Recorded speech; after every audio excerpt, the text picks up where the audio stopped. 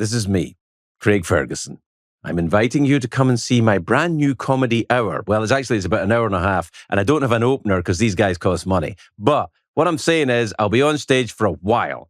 Anyway, come and see me live on the Pants on Fire tour in your region. Tickets are on sale now, and we'll be adding more as the tour continues throughout 2025 and beyond.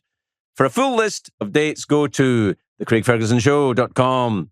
See you on the road, my dears. My name is Craig Ferguson. The name of this podcast is Joy. I talk to interesting people about what brings them happiness. Here's my favorite car collector. I think he had a late night show at some point. I can't remember. Here he is, Jay Leno.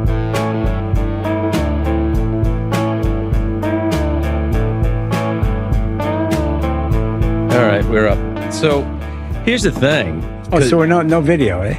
No. Okay. Well, here's the thing why no video, because this is the reason why I don't do it. Because people like you, some performers, want so much makeup and hair done. Oh, yeah. Not me. No, not you. So I tell you what I'm doing right here, right All now, right. is I'm enjoying a cup of coffee. Now, I know that you don't drink coffee. No drink coffee. And My you first don't- cup of coffee I ever had was Seinfeld on Comedians in Cars Getting Coffee. Did It was awful. You didn't Terrible. like it? I don't like hot liquids. Now, see, this is what about soup? Does soup come into it? Soup is just a way to screw you out of a meal. Fuck you. Here you go. Come on, Here you I go. love soup. Oh, here's a bowl. It's wet. Thanks. All right, so Do now you have what- anything other than a wet bowl? You have something I can chew? Thank you. Well, hold on a second. Good. Is it because it's a hot liquid or is it because it's just a liquid? It's not a meal. It's what is this? Does it have to be a meal? It's cup a of coffee? drink. Yeah, but you won't have soup because it's a drink. But plus, I don't like hot liquids. Yeah. Yeah, but if you don't like, what about gazpacho or maybe a cold borscht? No, horrible. So really, it's about liquid. Then, do you ever drink any liquids at all? Yeah, I drink a lot of water, a lot of fruit juice, a lot of orange juice. You drink beer? No, never had a beer in my life. You never had a beer? Never had a beer. You never drink any of the hooch at all? No interest. I have nothing against it. I have no interest in it. I was always a designated driver. I was always a car guy. So to me, it's like That's true, 'cause you love the cars, I'll yeah. drive you jerks home, and that's fine. All right. So so very few liquids. No just some- liquids, lad, and no soup. Well, I'm worried that look, none of us are getting younger, Jay, right? Right. So at a certain point in life, soup is kind of gets attractive to the older gent. That's all I'm saying. I'm 73 and I haven't been there yet. So Well, I'll let you know. just saying that your soup years may be coming up. Yeah, man. Get used to it. Let's hope not. Yeah. No, all right. So listen, your mother was Scottish, Aye. and my mother was Scottish, Mhm. and my wife has a theory about stand-up comedians Yeah. that their mothers have to be Scottish, or they have to be cold with bad boundaries. That's what Megan No, says. my mom was not cold. My parents were very good that way. Did she have good boundaries? I don't know what you mean by boundaries. Well, and neither do I, but, a lot of people talk about them. Well, how long you've been in Hollywood an hour now, and you've got boundaries. Yeah, I'm just wondering. I never heard any of. It's so funny. Where I grew up, I was the laziest person that anybody knew. I come here. Oh, Jay's the hardest working guy. No, it's just where you grow up. It's that. You grew up in New England with Silas Marner and Ethan Frome and all these depressing books about first you work hard, then you die, then you got rheumatoid arthritis, and You die after you get rheumatoid arthritis, and then you die. Whatever it is. Yeah. It's just, life is awful, So then you come to Hollywood and all the lights are bright and it's sunny outside. And yeah. What age were you when you came here? I started coming here, I guess, when I was 19, 20. Something like that. Not in 1920. 1920, when you were 19 and 20. 19, But here's the thing. You came out here to do comedy because you're Boston, right? Right. Right. So did you ever do stand-up in Boston before you came out here? Oh, yeah. That was the great thing. Because growing up in Boston, I never met another stand-up comedian. Occasionally, comedians would come to like the Chateau de Ville in Framingham. It was one of Sounds those. fancy. Well, yeah, it's one of those places like near a mall. And it's got like a fountain in front. That is fancy. I worked there with Tom Jones. I worked there with Perry Como. I like Dionne Warwick. All those acts from that era. Sure, yeah. Yeah, and I was an opening act. That was a little but later. you wanted to be a stand-up that young? At 19 and 20 years old? Oh, yeah. You got to be fucked up in some way then, because nobody wants to be a stand-up. Why wouldn't you want to be a stand-up? Well, back in the day, nobody wanted. I mean, nowadays people want to do it. They have courses for it. Interesting. When I would watch TV, all comedians were middle-aged Jewish men like Rodney, like Henny Youngman, right? All those guys, all the Catskill comics. And then all of a sudden, Robert Klein came along, who was a huge influence on me. Robert was about 10 years older than me. Right. And he was a middle-class kid. Parents weren't wealthy, but he didn't grow up during the Depression, just talking about the same kind of things I talked about. And then Carlin, at that point, had just about 1970, early 71, released his Class Clown album. Right. And I used to do George's routines in my head, and I'd do them silent to myself, and then I'd add my own jokes at the end. Right. So when I would go to audition at places, I would stand backstage. Like I would get into it by doing George's thing, and then when I walked out, I'd say, when I was in school, I didn't do any George's material, but I just to get a rhythm to it, That's interesting. Yeah. And, were you friendly with George? Yes, I knew George from the very beginning. He was always very nice to me. So was Klein. All comics are pretty nice. Steve Martin helped me get to the Tonight Show. Steve Martin told Johnny about me. I told Johnny about Ellen DeGeneres. I find comedians help other comedians. I don't find it to be this. I mean, there are obviously some cutthroat people around, and that's not unusual. But it's not the norm. As a comic, you can't do every job. No. So if I couldn't get something, I go, you should do, there's a gig I do in Rhode Island. At the Audrain Museum. It's kind of like Pebble Beach East. It's a car show. And I've hosted it for the last 4 or 5 years, but I'm out of material at this point, I said, let me bring Billy Gardell in. So I brought, Billy Gardell? Of course I know Billy very well. He's a great guy, yeah. Wonderful comic. Yeah. And he did a great job. He killed it. I felt good that I helped him. He felt good. They got to do a corporate date and paid a lot of money. And it was fun. So wait, how long? You and I have been friends for a while. You didn't think of putting me up for the fucking corporate? No, I would never thought of that. Why the fuck not? Actually, you want to do it next year? Yeah, I'll do it next year. I'll get it for you. Yeah, okay. Because let me just say, it's on the East Coast. I like the idea and of you that. like cars. And you like cars. I do like cars. You got to work reasonably clean. That's super clean. No, I did gigs with you I in know, Arsenio. Great. Yeah, let's do it. I'll do it. Yeah, I don't mind working clean. The older I get, in fact, the easier it gets to work clean. I've noticed that. Well, I find when you're 25 and you say the word pussy, girls go, oh, he said, oh my God. When you're 65, oh, that old guy said, and you know what? They got a point. Yeah, exactly. It is. It's true. It's true. It's fun to grow into your act. Yeah. Because my point of view is always from an adult observing things, how stupid this is or whatever it is. And as a young person, it didn't work quite as well as it does now. Now you can be a bit curmudgeonly. I was struck by your stand-up act when we were working in the Midwest this summer. Like, you throw down, man. It's like a full solid hour, and the material is fresh. And well, you try to have a joke every 6 to 9 seconds. That's I think. Really, you think? Because I don't think of it like that. Everybody's different. It's just different. To me, it's like a music show. You open with your hits, boom, boom, boom, joke, joke, joke, joke, joke, and then in the middle you do the comedic version of a ballad. You tell a story. My wife and I, we go to this place. And there are little humorous jokes along the way, as opposed to, That's very interesting to me, because I do think of it in kind of musical terms as well. It's kind of a musical performance. Are you a musician? Do you play anything? I played trumpet, but then I realized I couldn't talk and play trumpet at the same time. That's a terrible instrument for you to play. You should play like a guitar. I was in 4th grade at the time.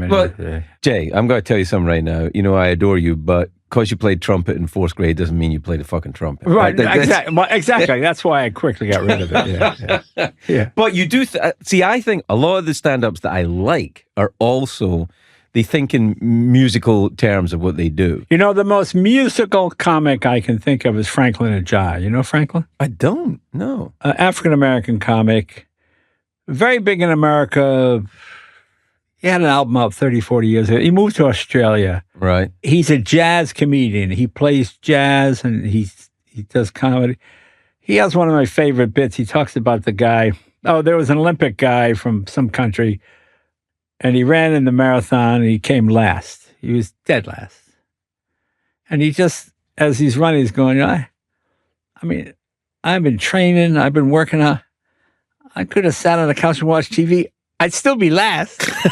I mean, it's just, there's a lot more to it than that. He does a lot better, but it's just very funny, and he just thinks in jazz terms. You know, I was fortunate. I got to work with all the great jazz musicians. Miles Davis, Stan Getz, Mose Allison, Ahmad Jamal, Rahsaan Roland Kirk, all these guys. And with jazz, there was a place called Lenny's on the Turnpike in Boston. Okay. And that was a jazz club. Right. And real hardcore, Buddy Rich, real hardcore That's jazz. the real deal. You went to see that. And the first time, because usually I used to play strip joints. Hey, but you suck, you suck, man. People just scream. So you really didn't know if you're any good or not. Right. But with the jazz on, it's been I walked on stage, silence. Did they nod and snap their fingers when you? No, not quite that much. Yeah. But they would listen, you know, like Miles's audience, any of those audiences. I went, oh, this is really, you know, Rahsaan Roland Kirk. I don't know if you ever heard of him. He might be before your time. It's possible. Rahsaan Roland Kirk, African-American guy, blind. Right. But famous because he could hold a note indefinitely, and he could play two instruments at the same time. He could play the sax and the clarinet at the same time. And that's crazy. How is that even possible? Because he could breathe through his nose. Okay. Okay. But he was blind. So, and we played primarily African-American audiences, a place like the Sugar Shack in Boston. And he would go on stage and he'd go, I'm going to bring a young brother. A brother's going to tell it like it is. You know, he'd give the whole thing like I was black. You know? Yeah. Please welcome Jay Leno. You know, and I come out, I go, what? I go, shh, don't say that. He doesn't know. He doesn't know. And he thought that was the funniest thing. Right. He loved doing that routine every night with people. Bring on a young brother, tell it like it is. Yeah, woo! You know, black audiences, they get all worked up, you know, and then I walk out.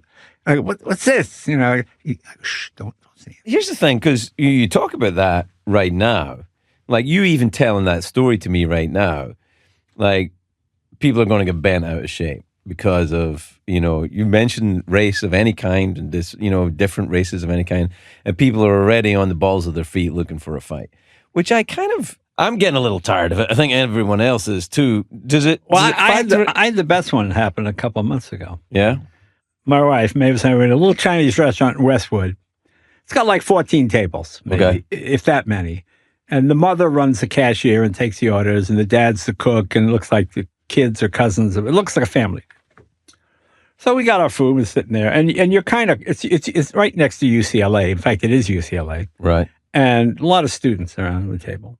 And I just said to my wife, God, this woman's really working her ass off. And a girl at the next table, or a young woman at the next table goes, she's a server. And I said to her, I'm not mad here, but I do think before I speak. I said to myself, is she a waitress? No. Is she a stewardess? No.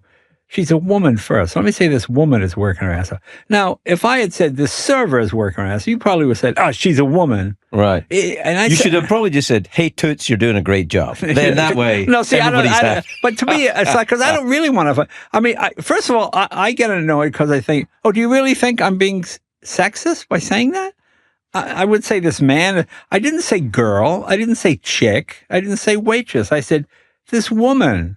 I mean, what is wrong with it? And she had to admit, well, no, you're right. If I had said server, isn't that demeaning? Doesn't that mean that's all she is? Isn't she a woman first? Defining someone by their job. Yeah. And I said so, but she was so anxious to jump on this. Well, I think it's a little kind of fashion that the young folks went through for a while that they wanted it's to fine. Be. You know what? When I was their age, I was a punk rocker. I was a pain in the ass too. Oh yeah, I know. When you think about how stupid people, our generation was the word burning down the Bank of America building, and oh my God, yeah. You remember the SDS to make up for racial injustice? They should kill every third white baby born. I remember some. Oh my God! I remember really? some SDS guy saying that early on. Okay, you know, just crazy talk. Just crazy talk. So, to me, a lot of it is like I never use the word bitch on stage. I know women don't like the word, so I don't use it. Right. And to me, you know, it's funny because I do a joke where I see the women where I say, Northwestern University did a study about the differences between men's brains and women's brains. That's amazing. Listen to this. And you see the women go, they're kind of like, okay. It seems women's brains are located in their head. Who saw that coming? And then they laugh more than it is funny because it's not an insult. It's not the usual. Well, I never understood anyone. Look, to me, an audience doesn't have a race or a gender or anything like that. It's an audience is an audience, and but an audience does have the best audience is a fully male, female, black, white, Asian integrated audience where they all totally. For example, if you ever done a corporate event where it's all men. Yes, I have. Unless it's all football jokes or gun jokes or something. No, it's the worst. It's terrible. I did a corporate event once up in Pebble Beach. Yeah. And I used to do this bit about Tom Cruise. This is a long time ago because I actually am a big fan of Tom Cruise, but it wasn't the most flattering piece. Really? Yeah. It was a piece of stand-up. Right. And it was just after he jumped on Oprah's couch, and I was dicking around with that. And I was doing this piece, and this piece, it was a good bit, and every night it killed. All right. I thought, well, I'll do it at this corporate. It was a clean bit. It was nothing like bad in it. And at this corporate event, I did this Tom Cruise thing, died on his ass, like really badly died. Nothing, chirp, nothing, crickets. And I come off and went, wow, that was a rough crowd. And they went, somebody should probably tell you it's Tom Cruise's law firm. So it was his lawyer. Oh, that's so funny. Oh my God, it was fucking. Do you ever, because you do a lot of the corporate gigs. Yeah. And you work clean. I've seen you. You don't work squeaky clean. No, it's PG-13. Right. So you work clean. You drop the F-bomb and you don't do that kind of thing. But it's kind of it's grown up, right? It's an adult show, but it's not an adult triple X show. Right. It's not Balloon Animals. Right. No, it's definitely not that. Do you ever run into it with? Because I've had people say to me at corporate gigs, hey, you got to be really careful here.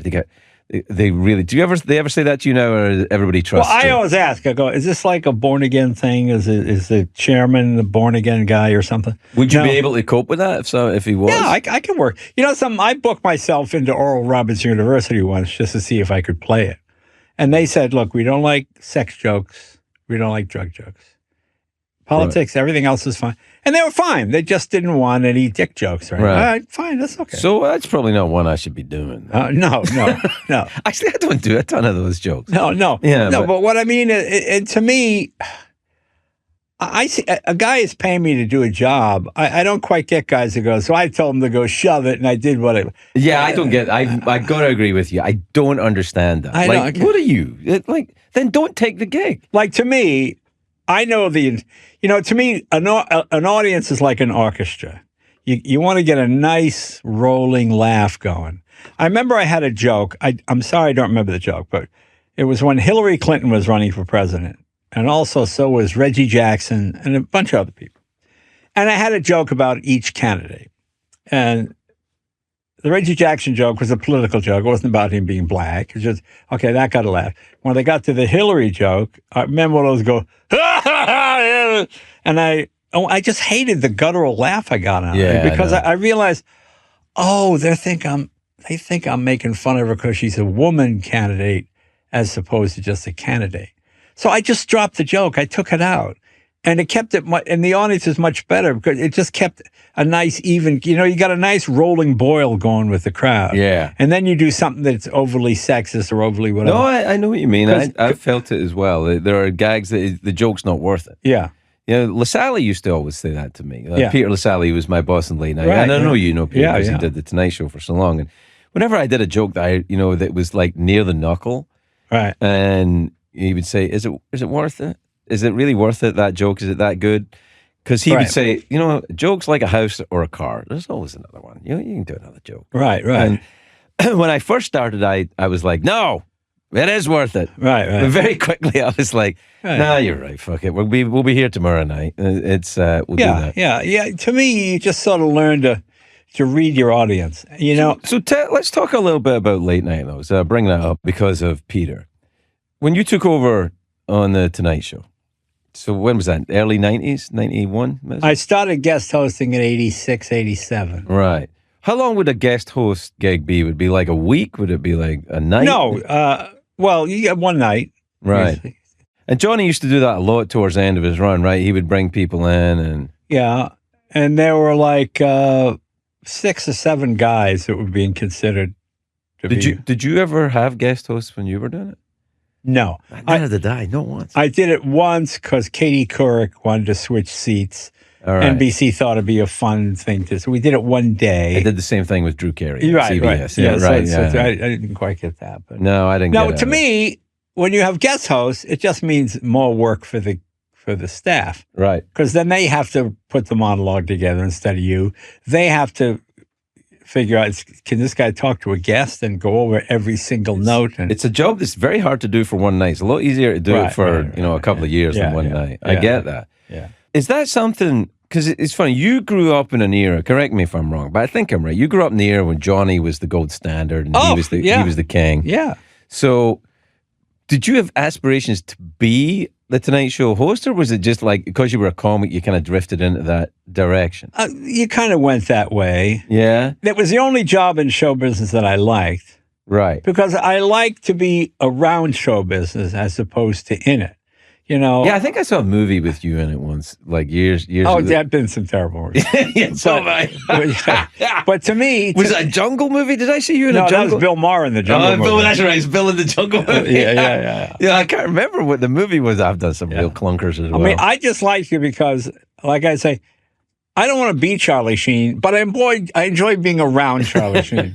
I enjoy watching Charlie crash and burn and not in a mean way, just in a funny way. You want to be around the circus folk, but you don't necessarily have to. That's right. That's right. And I used to enjoy it. That's what's great about being your host of it.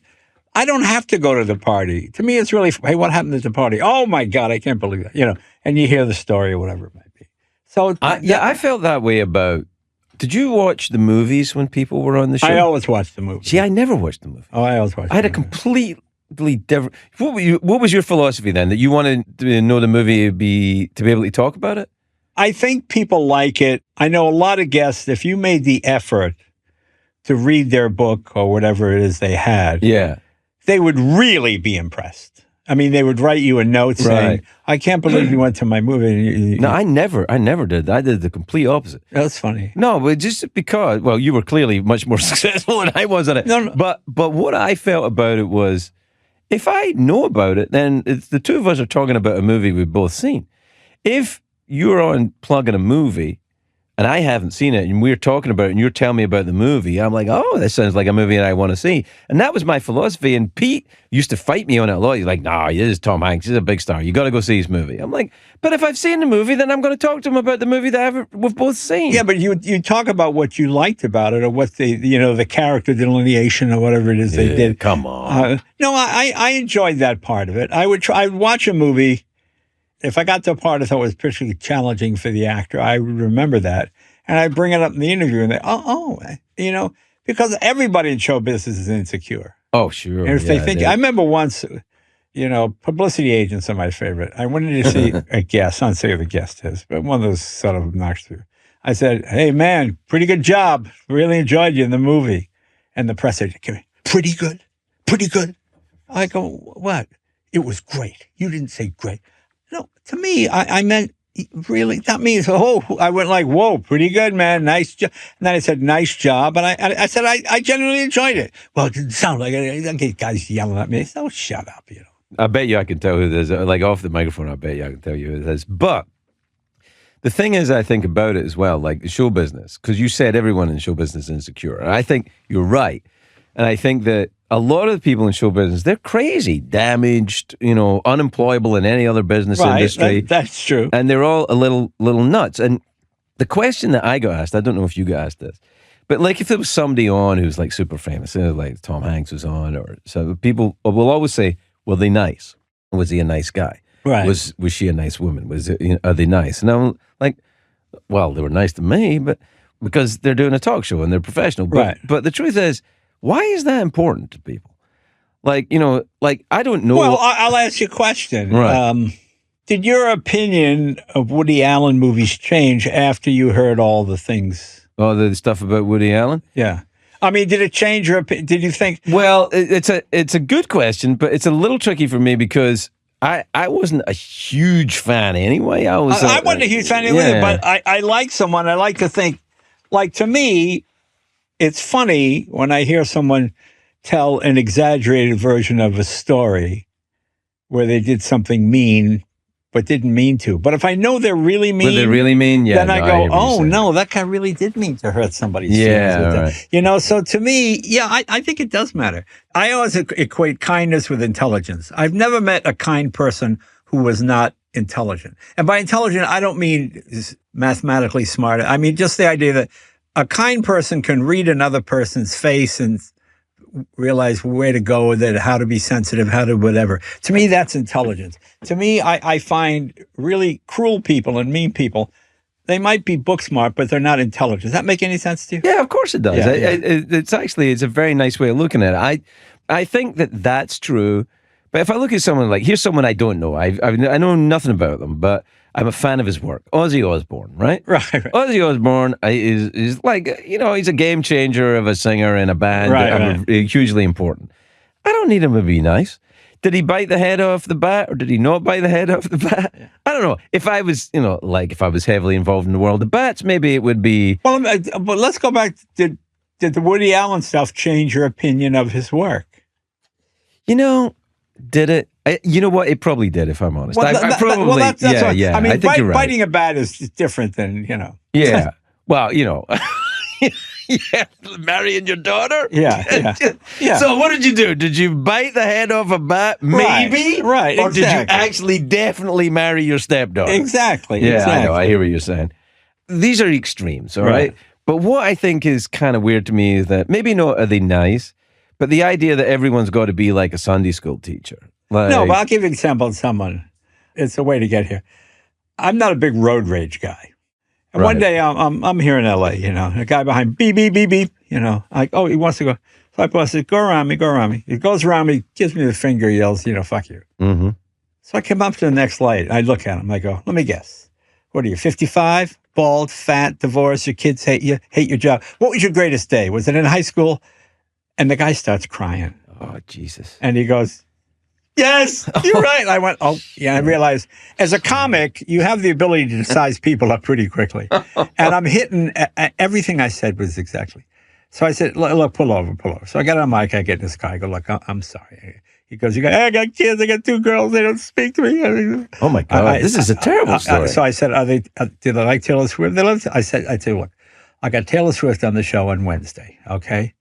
Why don't you bring your 2 girls? Would they like to? Oh, God, would they like? I said, okay. So, and Taylor Swift, I told her she couldn't have been nicer.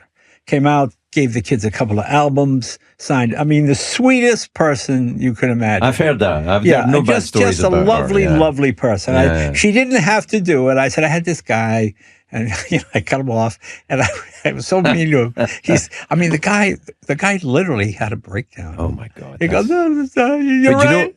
But you know what's interesting about that story, which I like that story. I like it for you. I like it for Taylor Swift. I like the fact that it happened. I wonder if that happened today, that guy would have a phone in your face, record you slicing and dicing them, and then posting it on the internet. Maybe not. More than likely. Maybe not a guy, 55-year-old guy. Something, you can only live in the time you live in. That's true. It's like, could Muhammad Ali beat Rocky Marciano? All right, you want to take that? No. All right.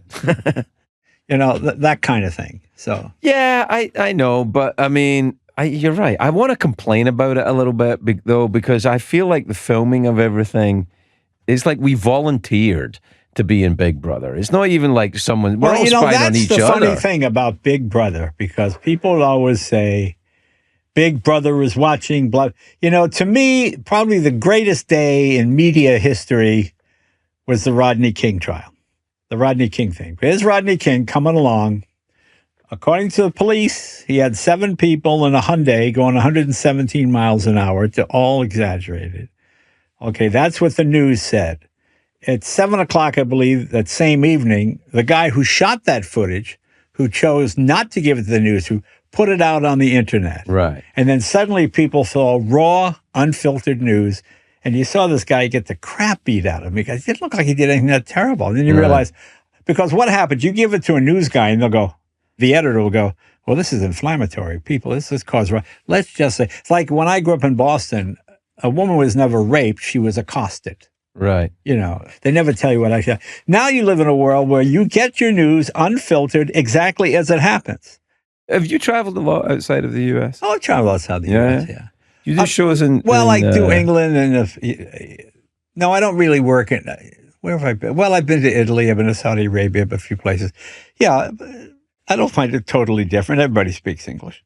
Well, yeah, to you. But, I mean, if you're doing a corporate gig in Italy, people will speak... You know... It's like I was talking to Tomas, right? You know Tomas, who works with me, right? Right. So Tomas, who, produces this podcast, he also... I love Italy, right? I love Italy. Right.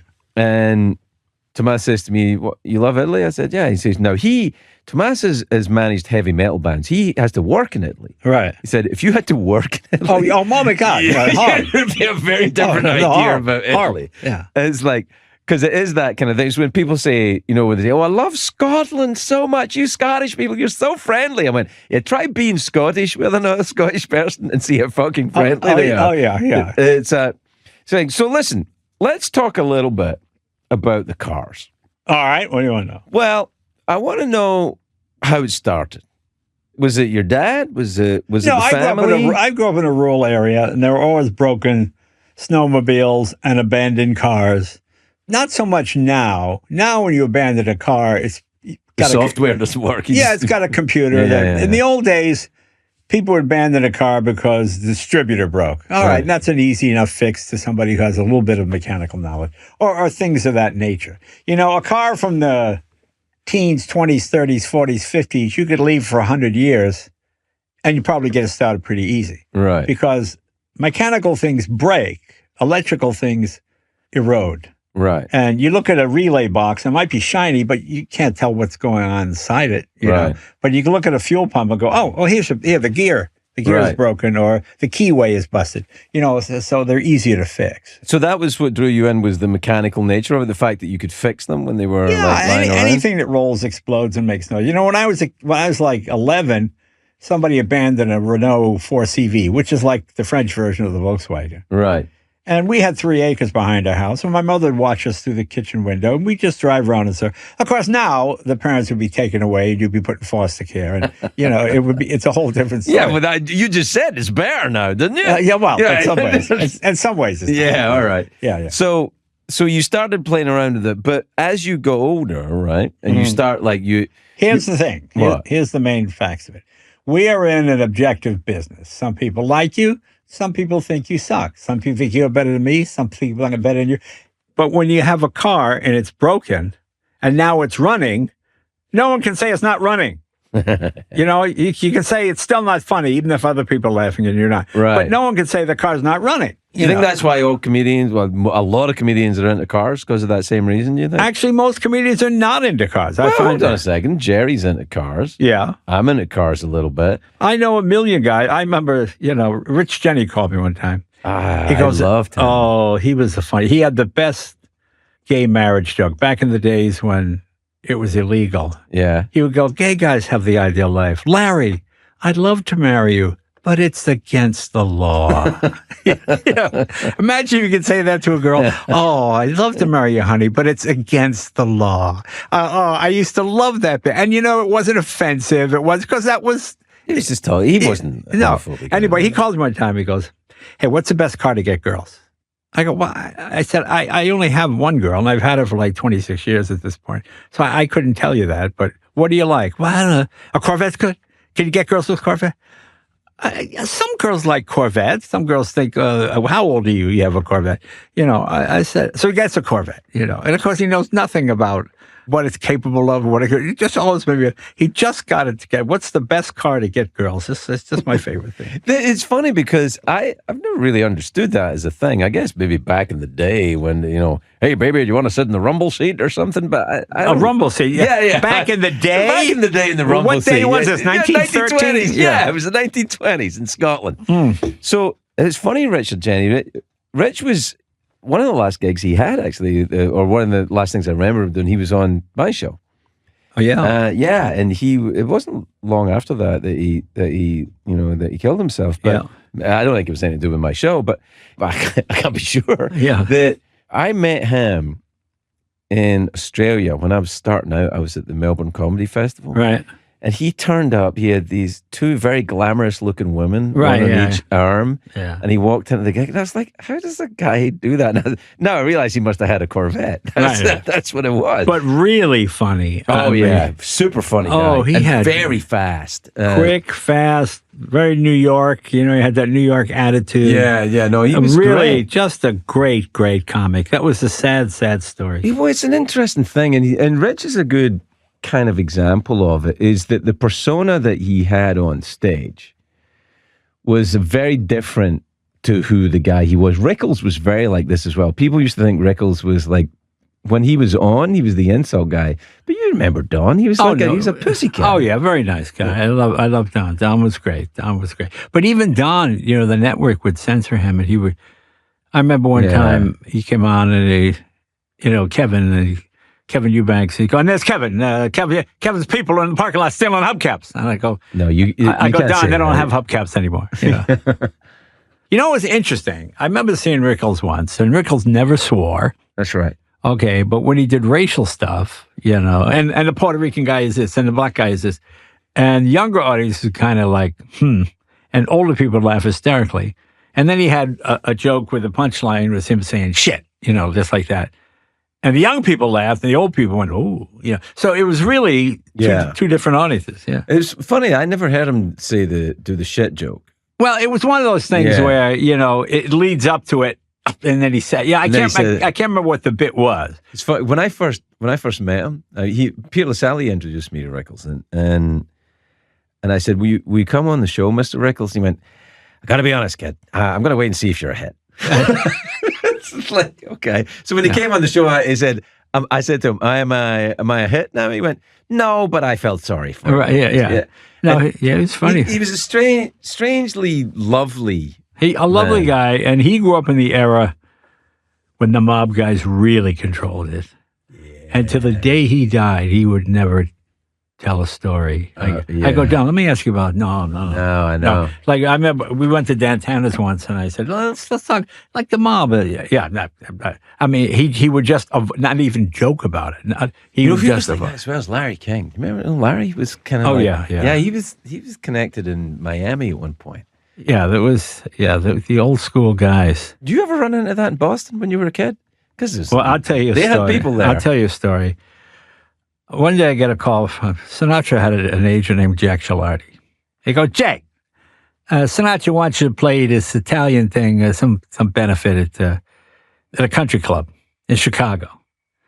It's Italian-American thing, and you got to work clean. You understand? You got to work clean. There's going to be a priest there. You know." I said, "Yeah, okay, I'll work clean." Okay. So I get there. I get up and I do my little thing. You know, I get some laughs. And thank you very much. I sit down. So they introduced this guy. I'm not going to say his name because his kids are still alive. A real gangster. Right. Okay. And he gets up there. "How you doing, everybody? Hey, what the fuck's going on?" You know, like that. And the priest goes like this. And the priest goes, "What? Hey, father, shut the fuck up! Oh my God! You fucking idiot!" He's just screaming. Oh my God! And I mean, the veins are popping in his head. When you see a psychopath just lose it, he goes, "You got your 10 grand in a paper bag, right, father? Shut the fuck up!" Just and the priest is holding his bag with the 10 grand in it like this, you know, and he's just and guys are holding him like this. Motherfucker, he's going after the priest. Oh, he's just screaming at the guy, you know, and he said like this, you know. Wow. So I'm like, "Oh Jesus!" And the crowd is like, "Oh my God," because this guy. Yeah, that's a way to lose a crowd. If you go psycho on and it doesn't even have to be the priest, just anybody. As I remember the story, they told the heartwarming story. Some teenagers had broken into his house. Yeah. And stolen something. Okay. They found them 2 weeks later, and they had been skinned alive. Somebody hung them by their wrists, stripped them, and run a straight razor from their arms down to their toes, and just that's peeled a horrible story. Peeled off a layer of skin until these guys slowly blended it. And it was like, okay. So that was like, scary, you know. So I'm sitting there and I'm just watching this whole thing play out. And they take him away, right? So ladies, he goes, "Jay, hey, come here. He says, "You play golf?" No. "Well, come with me." So he and I in the golf cart. He goes, "You know, we asked Stallone to come to this." You know what he said? He said, "No." And I said, well, he's very busy. He wasn't busy! He wasn't busy! He fucking explodes again, my God. And it's like, I'm sitting I there. could never play golf with a guy who had skinned people alive. Yeah, exactly. Jay. And I'm not doing it again.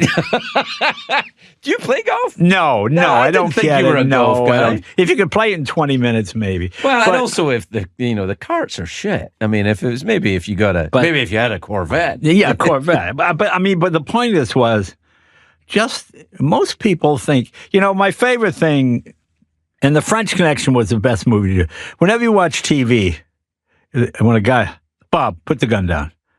I know you don't want to shoot me. Okay. And the guy always puts the gun down, and Cannon or Magnum or whoever it is takes the gun away from him. Cannon that's a pretty good. I mean, I can't believe I got that reference. I'm like, I'm older than that. Remember The French Connection, where the transit cop, the French guy who's running from Popeye Doyle. Yeah. He's on the train. He's got a gun. And the guy goes, look, I know you don't want to shoot me. You don't want to call. He just shoots him at 4 or 5, just blows the guy away. Go, okay, thank you. That's what really happens in real life. All these people think they're going to be a hero because they know he's really a good guy. No, there are evil people in the world. There are bad guys out there, But I'm still happy about you bringing up Cannon. Cannon is one of my Cannon. favorites. Oh, yeah. I loved Cannon. He was like a 300-pound detective. He was like 5'8", 300 pounds. Right. And he would run after teenagers and catch them. No. What it was, he would park in the alley in his big Lincoln, and the crook would run towards him, and he'd open the door, the driver's door, bang, and that would hit them, and and knock them out. Yeah. Man, I think it's maybe time for a Cannon reboot. I love if Billy hadn't lost all that weight, he'd have been perfect. I know he'd be perfect. Right? Yeah, but he's all thin and gorgeous now. That's the problem. He does look great. He does look great. Like 178 pounds. He lost. How much he lost? It's unbelievable. He lost the whole person. Yeah, that's crazy. Yeah. But he looks great. And you know something? I was telling him this the other night. A lot of guys that used to be fat aren't really funny anymore because their whole persona was based on being fat. But you know something? You look at him now, you're thinking, well, he's always been a skinny guy, right? Because it doesn't reflect in anything that he does. I mean, he was a graceful man. I mean, it's funny, we talked ages ago, because he was a big fan of Laurel and Hardy. I was a big fan of Laurel and Hardy. I love Laurel and Hardy. Oh, my God. And one of the things about Babe Hardy was his grace. Yeah. The lightness of his feet, it was funny. Louis Anderson, the same thing. Louis Anderson was the same. Yeah. Louis had great dignity about it. That's right. He'd move his hands very slowly and fold them in his lap, and you never saw him sweating on stage. Right. But he always had those bits about his mom didn't like cats because they licked the butter and all that kind of stuff. It's just very funny. But comedians like that. The guys we're talking about, like Louis was one, Gilbert was another one, Gilbert Gottfried was another one. Right. Like real kind of idiosyncratic characters. Right. That I don't pay a lot of attention to the young comics right now. I don't know if you do. I don't see a ton of that. I see a lot of the same. Like, a lot of not as much eccentricity of performance, maybe. There's some really good ones. I mean, I watched Michelle Wolf on Netflix. You see her? You see her new special? Yeah. You know something? I thought it was terrific. Yeah, me too. I thought she was great. really good because I thought, when she did all the White House stuff, it's like... Oh, that's a terrible gig. You've done it. I've done it. It's a tough gig. No, well, but I mean, it's all politics. It's like, it's how stinging can it be? And to watch her latest one, these are real jokes. Yeah, she's really good. Yeah, and she's really funny. Yeah. And I really enjoyed it. And the one that's done in 3 parts or 4 parts. That's the one I'm talking about. Each one is a 20-minute segment. And I watched it and I thought, boy, she's really, really good. And it's a shame that she got beat up so badly over... Well, it happens with the White House. Like, Colbert got beat up pretty badly for what he did at the White House as well. But ultimately, it worked out for him. And I think that it's one of those weird gigs, the White House dinner. I remember when I did it, I talked to you before I did it. You remember that? Yeah. Because I remember you said to me, it's just not about you. Just remember it's not about you. Right. And I talked to you and I talked to Drew Carey because Drew had done it as well.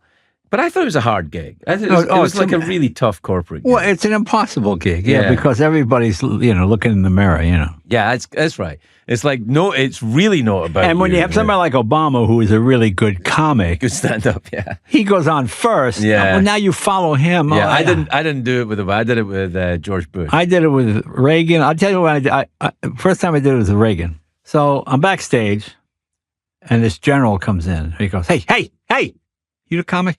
Yeah, yes, sir. I'm Jay Leno. He goes, I'm so-and-so. This is my commander-in-chief. You understand that? This is my boss. He is the leader of the free will. You don't insult him. You don't. He's poking me in the chest, And I said, well, okay, yes, sir. You understand? Yeah, and he leaves. Okay. I'm thinking, oh man, I'm starting to change jokes, And then all of a sudden, George Schultz comes in. Remember him? Yeah. And he's really drunk. He goes, Leno, come here. When you get up there, you nail Ronnie's ass to the wall. You understand me? I go, but that guy told me, screw it, he works for me. I'm the defense guy. You make fun of that thing on Reagan. Say, you think that's his hair color? You think that's his real hair color? And I go, I don't know. No, you're good. So I said, now what do I do? I remember my opening joke was, I want to congratulate Nancy Reagan on winning the Humanitarian of the Year award. I'm glad she beat out that conniving little bitch, Mother Teresa. That's funny, Joe. And Reagan fell off the chair. He thought. I thought, well, then I knew I was in. I knew it was okay. But it is. It's an impossible gig. It's really hard. Is there any? Because I've got a couple of jokes. One of them was at the White House Correspondent Dinner that I never told.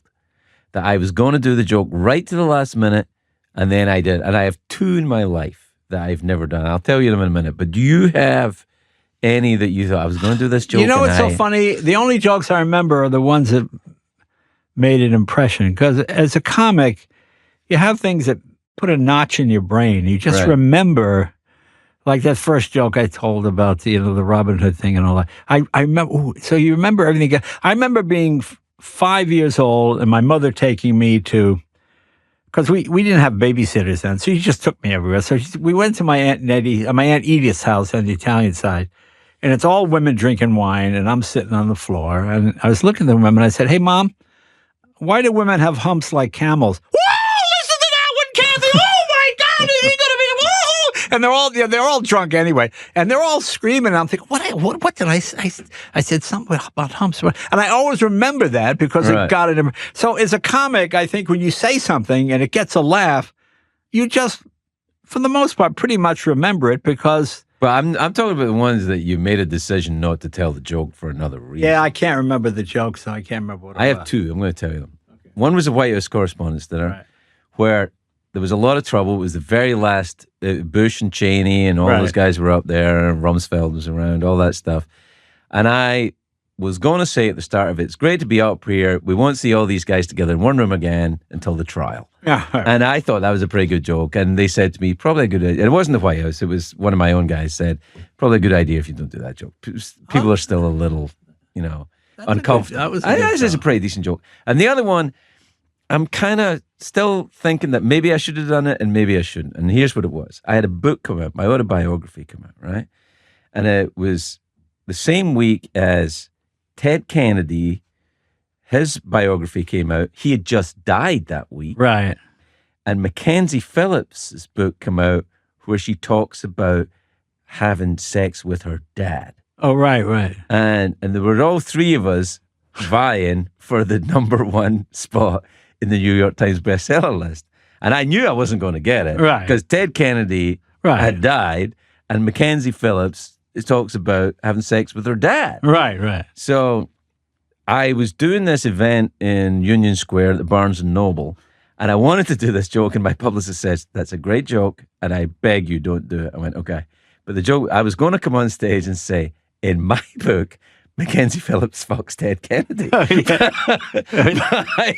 I didn't do it, and I kind of wish I had done it, but I'm kind of glad I didn't do it. No, that's a funny joke. Yeah, I think so, but, the tempers were flaring at the time, and it was probably a good idea. Yeah, I always do that because all those things you want to say. I'm not going to say who it was, but I had someone on who was very sensitive, and they'd just gotten glasses, and they had a big nose. And I said, and I wanted to say, oh, did the nose come with the glasses? But I knew they'd be disturbed. Yeah, they'd be hurt, yeah.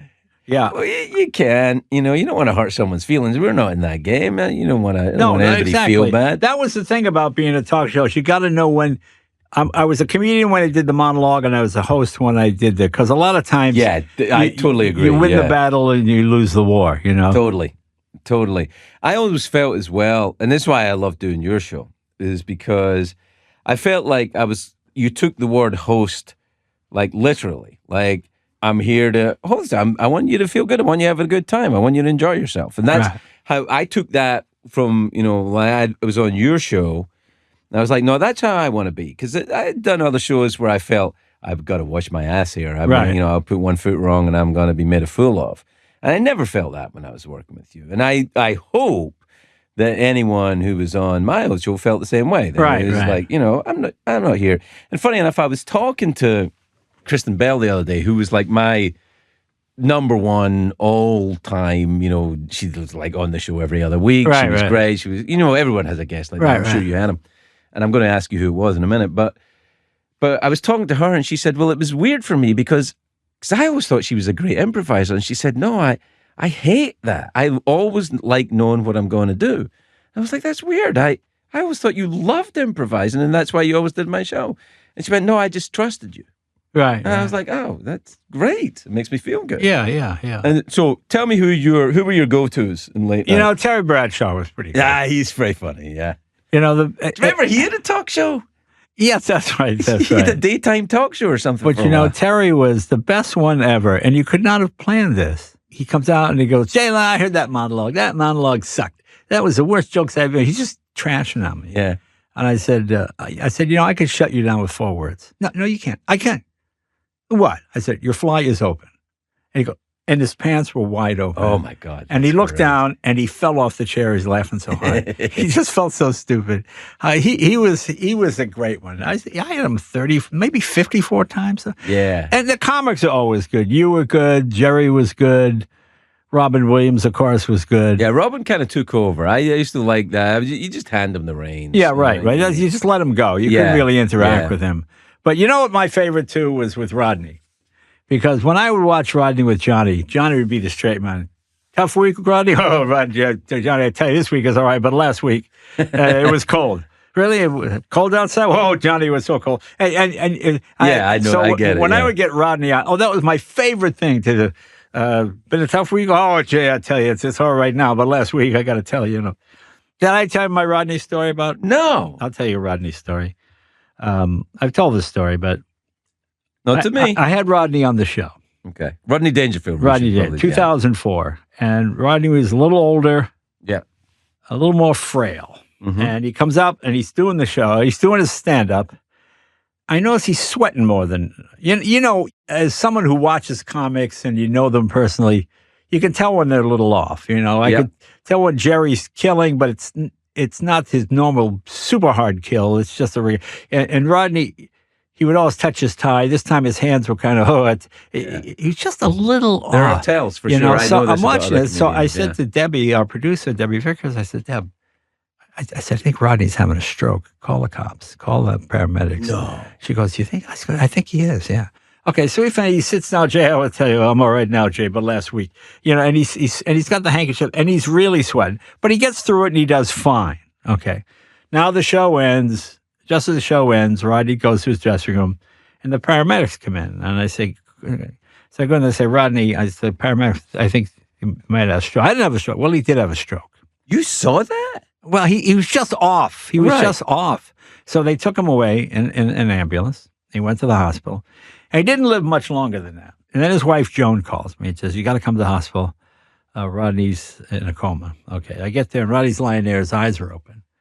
And she says, Jay, the doctor says Rodney can hear us, but he can't respond to us, So I'm telling him how much we love him and how great he was to all his comics, letting us work Rodney's club and, Rodney Dangerfield's, all blah, blah, blah, blah.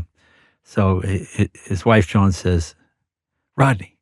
She goes, Jay, put your finger in Rodney's hand. She goes, Rodney, if you know it's Jay, try and squeeze his finger. So I put my finger in Rodney's hand like this. And I went, Rodney, that's not my finger, okay? and Rodney's shoulders go like this. They just move. And Joe goes, he moved. move. And then the doctor comes in, he moved, and he died right after that. But you got to laugh. Yeah, we got a laugh out of Rodney. Yeah, that's great. And it was kind of, I mean, I don't say it to be mean or even to be funny, just as a life well led, he was a wonderful guy, and he was a smart guy. I never got to meet him. You never met Rodney? No, I never met him. Well, the whole thing about being an aluminum siding salesman, if comedy doesn't make him, he did. He was an aluminum siding salesman, but he was a great aluminum siding salesman. He was, yeah. He was so successful, he quit show business to sell aluminum siding. Then at age 44, his face finally grew into his act. He began to look like the sad sack that he was. And that's when he really became famous. Because, I remember Rodney before he had no respect, when he used to do bits. Right. And he would do bits. I remember one bit he had, I can't recreate it, but this is the essence of it. He goes, welcome to Flight 265 at TW Airlines. He'd be the pilot, He goes, we're flying over right now over at Indiana, rather desolate part. If you look down on the left side of the plane, you can see the remains of Flight 418 that crashed right there in the ground. Bob, you were with me on that one, weren't you? And it was just hilarious, just like a funny, almost like a very Bob Newhart. Yeah, it sounds a bit Newharty. Yeah, and then later he got into doing bits. Did you ever see a movie called The Projectionist? It was done, I think, in '69. No. Rodney was in that play. He was good. And Back to School, one of the funniest to me, that thing about, in the union, I remember the guy goes, I'm going to build an imaginary factory. Oh, yeah, how are you going to pay off this guy and pay off that guy? And just so funny. Yeah, he was really the funniest guy. And I knew Rodney 40 years. I have no idea if he's a Democrat. I have no idea if he's a Republican. All we ever talked about were jokes. That is true with a lot of he had the comics, essence. Yeah. He had quick jokes. One of my favorite Rodney jokes is, I walked past a strip joint. He said, topless and bottomless. I went in. There was nobody there. Yeah. I mean, it's a great topless and bottomless. Joke, yeah. There was nobody there. Yeah, that's a great joke. Then the other joke he had, I was like, my doctor said I need a semen sample, I need a stool sample, I need a urine sample. So I gave him my underpants. Just those stupid kind of jokes. Yeah. And just hilarious. Were you ever intimidated by anyone? That you ever have a guest and you actually get nervous? I had a couple, but you ever have any when you think, oh my God. One day I had Roger Moore on. So I'll tell you about Sean Connery forever. Roger Moore. And he would tell you, I said, where are you going on vacation? Well, you go to India. You go to India. I go quite often. Go to India. Yeah, that's quite a trip. Oh, not really. Well, how often do you go? Oh, well, I'm going every weekend. Every weekend to India? Yes. Well, I mean, isn't that a long flight?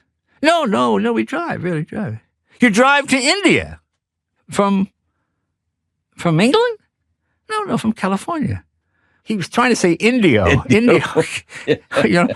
I went, it's just like a whole wasted segment. Yeah, you're trying to talk about India. Sean Connery is my favorite because Sean Connery was the only guy I ever heard my mother referred to in a sexual way. That's a real man, Jamie. Oh, yeah, no, the women were different.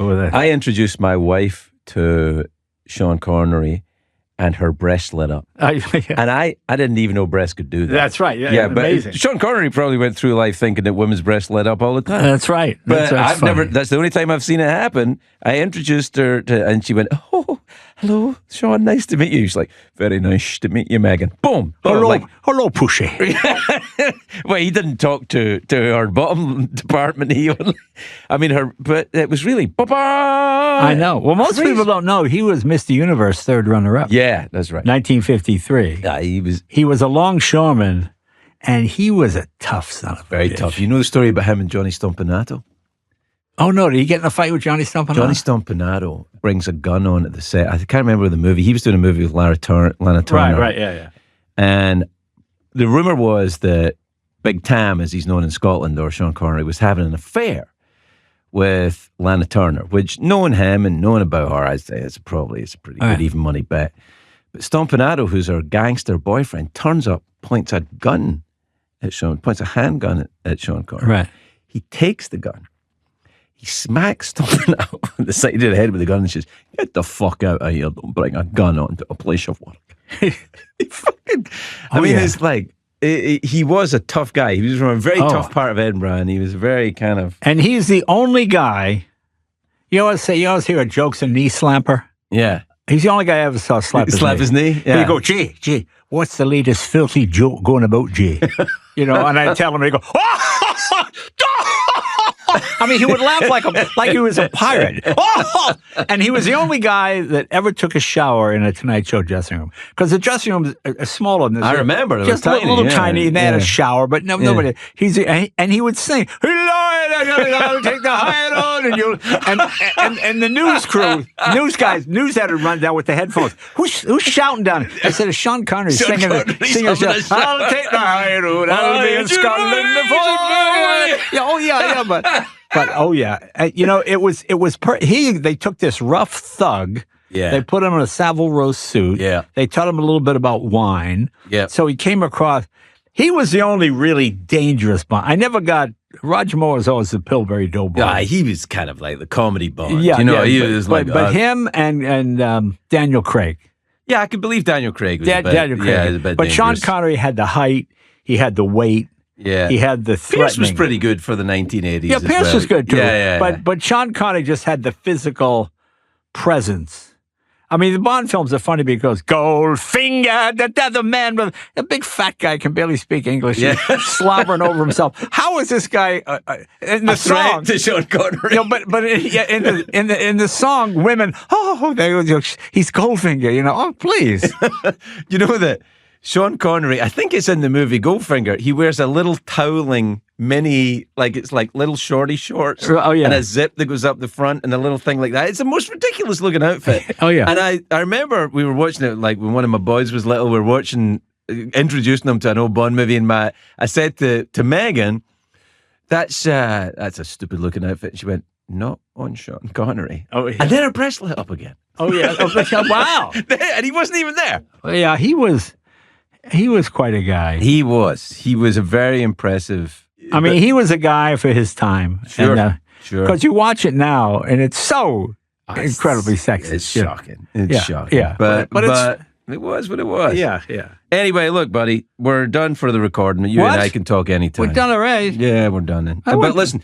That went pretty quick. Yeah, well, we do talk a lot. Yeah. A lot more than I talk to any other former host of The Tonight Show. Oh, there you go. Yeah, you're the one I talk to the most. Well, there you go.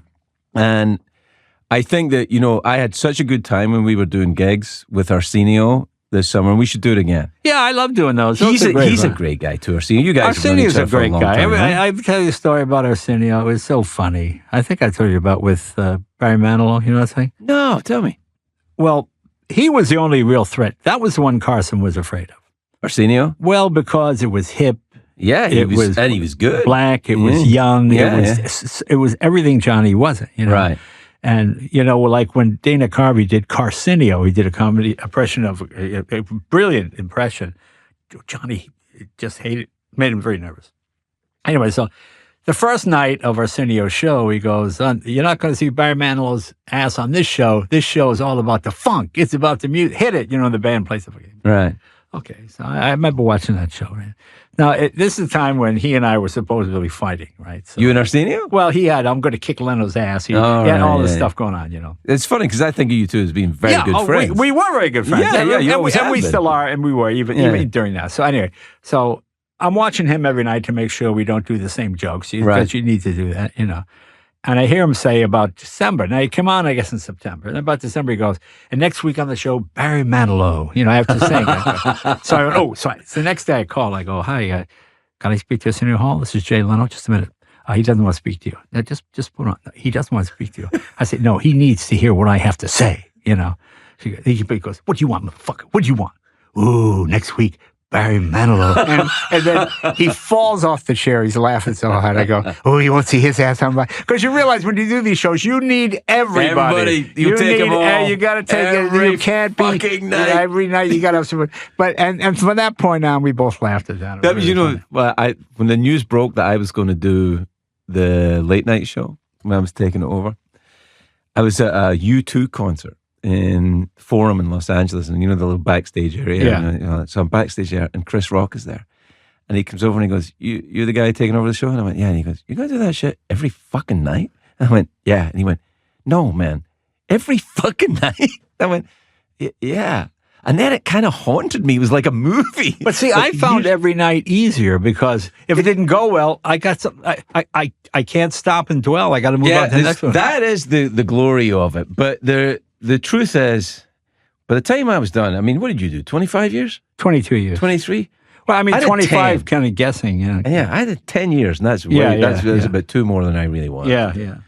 Yeah. Wasn't there a point where you were like, I'm done? No, I'm pretty good at simple, repetitive tasks. So yeah, well, I enjoyed it. I like the discipline of writing jokes every day. You were great at it. I like the idea. You got pencils down. I got to go. Okay, if the show wasn't any good, I got another show tomorrow. And 3 days later, you forgot about that show that wasn't very good. Yeah, that's true. It's interesting now, though, that all these shows hang around and people will pick out parts from a show and broadcast it. Like, I don't even remember doing that. I know. It's crazy. It's different. The saddest thing about late night is everybody doing it is really good. The trouble is you have these streaming services. You can watch the Lord of the Rings trilogy without commercials. You can watch all 3 Godfather movies.